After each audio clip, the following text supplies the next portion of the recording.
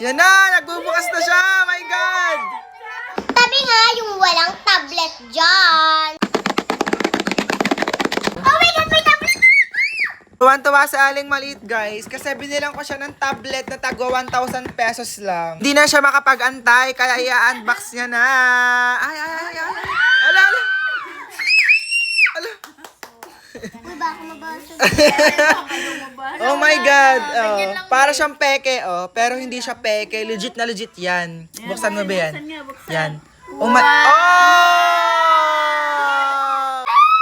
Bubuksan natin. Oh! OA. Guys, ganito siya. Oh my God! Tuwan-tuwa na naman siya. Tablet na ito nga pala ay from U3. Tingnan natin kung anong mga laman niya. Oh my God, ang daming applications, oh.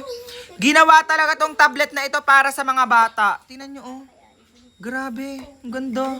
Ang sukat nga pala ng tablet na ito, guys, ay 7 inches at meron siyang 8GB plus 128GB. Kung ang mga anak nyo ay mahilig sa mga games at manood dyan, saktong-sakto itong tablet para sa kanila. Kahit ibagsak, hindi masisira. Grabe, sa 1,000 pesos, ang daming kasamang freebies, oh. Tapos meron ding mga charger, diba? Kompleto talaga siya. Ganda nito.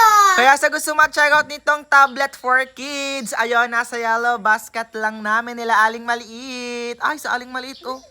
Bising-busy na eh.